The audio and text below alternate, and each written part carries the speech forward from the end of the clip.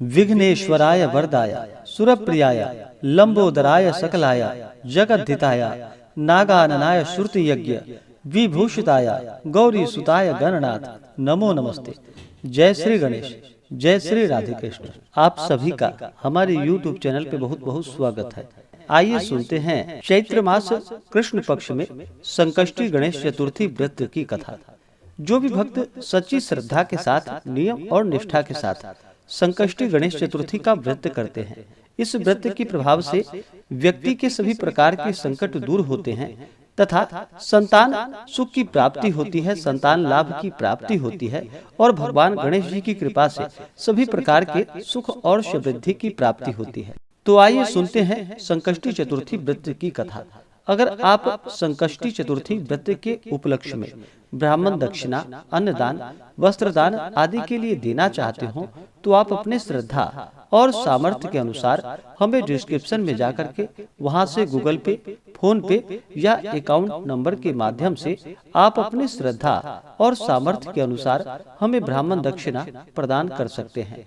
तो आइए सुनते हैं चैत्र मास कृष्ण पक्ष संकष्टी गणेश चतुर्थी व्रत की कथा। तो बोलिए प्रेम से भगवान गणेश की जय, भगवान भोलेनाथ की जय, माता पार्वती की जय। कि एक बार माता पार्वती जी ने भगवान गणेश से पूछा कि हे गणेश, चैत्र कृष्ण चतुर्थी को गणेश जी की पूजा कैसे करनी चाहिए? इस दिन भोजन क्या करना चाहिए? चैत्र मास के गणपति देवता का क्या नाम है? उनके पूजन आदि का क्या विधान है? सो आप मुझसे कहिए। गणेश जी ने कहा कि हे महादेवी, चैत्र कृष्ण चतुर्थी के दिन विकट नामक गणेश जी की पूजा करनी चाहिए। दिन भर व्रत रहकर रात्रि में षोडशोपचार से पूजन करना चाहिए। ब्राह्मण भोजन के अनंतर स्वयं व्रती को इस दिन पंचगव्य पी करके रहना चाहिए। यह व्रत संकट नाशक है। इस दिन शुद्ध घी के साथ बिजौरे नींबू का हवन करने से बांझ स्त्रियां भी पुत्रवती होती है। हे शैलपुत्री, इसका इतिहास बहुत विचित्र है। मैं उसे कह रहा हूँ। उसके स्मरण मात्र से मनुष्य को सिद्धि प्राप्त होती है। प्राचीन काल में सतयुग में मकर ध्वज नामक एक राजा हुए। वे प्रजा पालन के प्रेमी थे। उनके राज्य में कोई निर्धन नहीं था। चारों वर्ण ब्राह्मण, क्षत्रिय, वैश्य, शूद्र अपने अपने धर्मों का पालन करते थे। प्रजा को चोर डाकुओं आदि का भय नहीं था। प्रजा स्वस्थ रहती थी। सभी लोग उदार, सुंदर, बुद्धिमान, दानी और धार्मिक थे। इतना सुंदर राज्य शासन होते हुए भी राजा को पुत्र की प्राप्ति नहीं हुई। तत्पश्चात महर्षि याज्ञवल्क्य की कृपा से उन्हें कालांतर में एक पुत्र की प्राप्ति हुई। राजा राज्य का भार अपने मंत्री धर्मपाल को सौंपकर विविध प्रकार के खेल खिलौने से अपने राजकुमार का पालन पोषण करने लगा। राज्य शासन हाथ में आ जाने के कारण मंत्री धर्मपाल धन धान्य द्वारा समृद्ध हो गया। मंत्री महोदय को एक से एक बढ़कर 5 पुत्र हुए। मंत्री पुत्रों का धूमधाम के साथ विवाह हुआ और वे सब धन का उपयोग करने लगे। मंत्री के सबसे छोटे लड़के की बहू अत्यंत धर्मपरायण थी। चैत्र कृष्ण चतुर्थी आने पर उसने भक्ति पूर्वक गणेश जी की पूजा की। उसका पूजन और व्रत देखकर उसकी सास कहने लगी, अरे क्या तंत्र मंत्र द्वारा मेरे पुत्र को वश में करने का उपाय कर रही है? बार बार सास द्वारा निषेध किए जाने पर भी जब बहू ने उसकी बात न मानी तो सास ने कहा कि अरे दुष्टा, तू मेरी बात नहीं मान रही, मैं पीट कर तुझे ठीक कर दूंगी। मुझे यह सब तांत्रिक अभिचार पसंद नहीं है। इसके उत्तर में बहू ने कहा कि हे सास जी, मैं संकट नाशन गणेश जी का व्रत कर रही हूँ। यह व्रत अत्यंत फलदायक है। अपनी पतोहू की बात सुनकर उसने अपने पुत्र से कहा कि हे पुत्र, तुम्हारी बहू जादू टोने पर उतारू हो गई है। मेरे कई बार मना करने के बाद भी वह दुराग्रह मेरी बात नहीं मान रही। इस दुष्टा को मार पीट कर ठीक कर दो। मैं गणेश जी को नहीं जानती कि ये कौन है और इनका व्रत कैसे होता है। हम लोग तो राजकुल के मनुष्य हैं, फिर हम लोगों की किस विपत्ति को ये नष्ट करेंगे। माता की प्रेरणा से उसने बहू को मारा पीटा।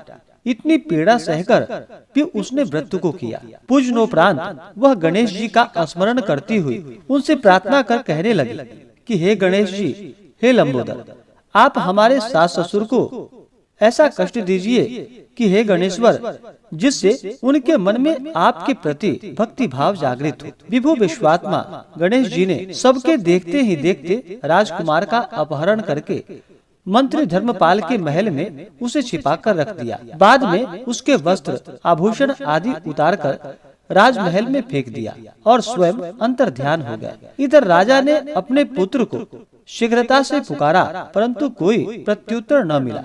फिर उन्होंने मंत्री के महल में जाकर पूछा कि मेरा राजकुमार कहाँ चला गया है। महल में उसके सभी वस्त्राभूषण तो हैं ही, लेकिन राजकुमार कहाँ चला गया है? किसने ऐसा निंदनीय कार्य किया है? हाय, मेरा पुत्र राजकुमार कहाँ चला गया? राजा की बात सुनकर मंत्री ने उत्तर दिया कि हे राजन, आपका चंचल पुत्र कहाँ चला गया, इसका पता मुझे नहीं है।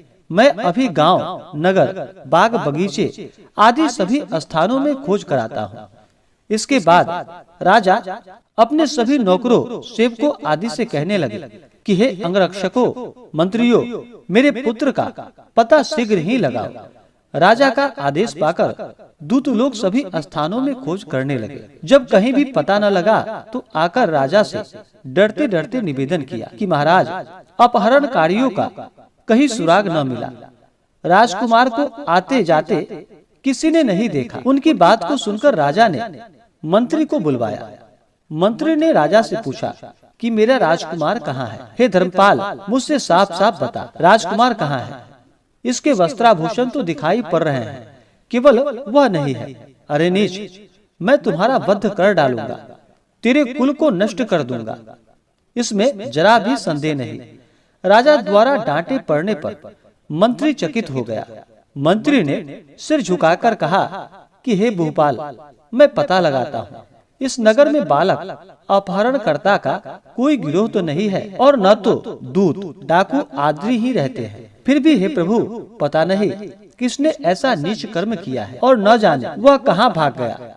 धर्मपाल ने आकर महल में अपनी पत्नी और पुत्रों से पूछा। अपनी सभी बहुओं को बुलाकर भी मंत्री ने पूछा कि यह अधर्म किसने किया है। यदि राजकुमार का पता नहीं लगा तो राजा मुझ अभागे का वंश का विनाश कर देगा। ससुर की बात सुनकर छोटी बहू ने कहा कि आप इतने चिंतित क्यों हो रहे हैं? आप पर गणेश जी का कोप हुआ है, इसलिए आप गणेश जी का आराधना कीजिए। राजा से लेकर नगर के समस्त स्त्री पुरुष संकट नाशक चतुर्थी का व्रत विधि पूर्वक करे तो गणेश जी की कृपा से राजकुमार मिल जाएंगे। मेरा वचन कभी मिथ्या नहीं होगा। छोटी बहू की बात सुनकर ससुर ने हाथ जोड़कर कहा कि हे बहू, तुम धन्य हो, तुम मेरा और मेरे कुल का उद्धार कर दोगी। गणेश जी की पूजा कैसे की जाती है? हे सुलक्षणी, मुझे बतलाओ। मैं मंदबुद्धि होने के कारण व्रत के महात्म्य को नहीं जानता हूँ। हे कल्याणी, हम लोगों से जो भी अपराध हुआ हो उसे क्षमा कर दो और राजकुमार का पता लगा दो। तब सब लोगों ने संकष्ट नाशन गणेश चतुर्थी का व्रत कर भगवान गणेश जी का पूजन आरंभ कर दिया। राजा सहित समस्त प्रजाजनों ने गणेश जी की प्रसन्नता के लिए व्रत किया। इससे गणेश जी प्रसन्न हो गए। सब लोगों के देखते ही देखते उन्होंने राजकुमार को प्रकट कर दिया। राजकुमार को देखकर नगरवासी आश्चर्य में पड़ गए। सब लोग बहुत प्रसन्न हुए। राजा के हर्ष की सीमा न रही। सब लोग कह उठे, गणेश जी धन्य हैं, और साथ ही साथ मंत्री की कल्याणी पतोहू भी धन्य है, जिसके कृपा से मेरा पुत्र यमराज के यहाँ से लौट आया। अतः सब लोग इस संतानदायक व्रत को निरंतर विधि पूर्वक करते रहे। तो बोलिए प्रेम से भगवान गणेश की जय। तो आशा करता हूँ कि यह जानकारी आपको अच्छा लगा हो। ऐसे ही ज्ञान वर्धक जानकारियाँ प्राप्त करने के लिए हमारे इस चैनल पे अगर आप नए हैं तो चैनल को लाल बटन दबा करके सब्सक्राइब करें, साथ में बेल आइकन घंटी को दबाएं ताकि मेरे वीडियो का नोटिफिकेशन आपको समय से मिलता रहे। वीडियो को लाइक करें, शेयर करें। सुखी रहें और स्वस्थ रहें। जय श्री राधे कृष्ण। धन्यवाद।